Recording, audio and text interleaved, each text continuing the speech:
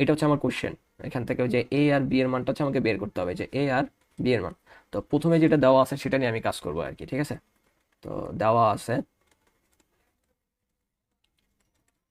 দেওয়া আছে হচ্ছে আমাদের cos a minus b equal 1।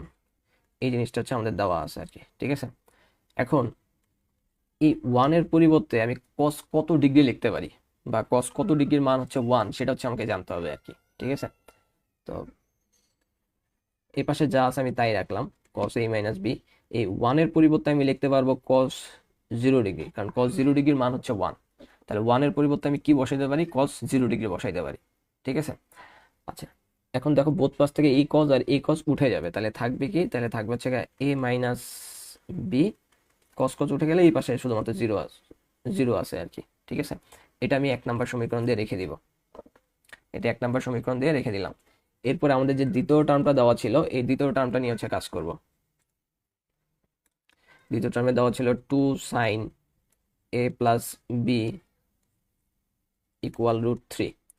এই যে এই পাশে যে টুটা, এই টুটা কি আকারে আছে, এই পাশে গুণ আকারে আছে, তাহলে ইকুয়াল সাইন ওই পাশে নিয়ে গেলে কি হয়ে যাবে, ভাগ হয়ে যাবে। তাহলে আমি কি লিখতে পারবো, সাইন এ প্লাস বি √3/2। টুটাকে ওই পাশে পাঠিয়ে দিলাম, ভাগ হয়ে গেছে আর কি। এখন হচ্ছে আমাকে জানতে হবে সাইন কত ডিগ্রির মান হচ্ছে √3/2। এখানে ওই মানের খেলাটাই আর কি, ম্যাক্সিমাম ক্ষেত্রে ওই মানের খেলাটাই হচ্ছে আর কি, ঠিক আছে। তো একটু যদি ক্যালকুলেটার চাপো, দেখো সাইন 60 মান হচ্ছে √3/2। তাহলে √3/2 এর পরিবর্তে আমি কি বসাতে পারি, সাইন 60 বসাইতে পারি আর কি, ঠিক আছে। তাহলে বোথ পাশ থেকে সাইন আর সাইন উঠে যাবে। তাহলে কি থাকবে, তাহলে থাকবে হচ্ছে এ প্লাস বি ইকুয়াল 60 ডিগ্রি। এটা হচ্ছে আমি 2 নাম্বার দিয়ে রেখে দিব আর কি, ঠিক আছে। তাহলে আমি দুটো সমীকরণ পাইলাম, এটা একটা, এটা একটা। এখন দুটো সমীকরণ আমি একটু উপরে নিচে করে লিখবো আর কি। এ মাইনাস বি ইকুয়াল 0, এ মাইনাস বি ইকুয়াল 0, এটা একটা সমীকরণ পাইছি। আর একটা পাইছি হচ্ছে এ প্লাস বি হচ্ছে 60 ডিগ্রি, এ প্লাস বি হচ্ছে 60 ডিগ্রি।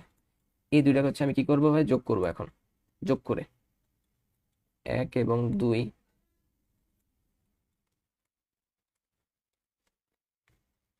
যোগ করে পাই, সমীকরণে 1 আর 2 যোগ করে পাই।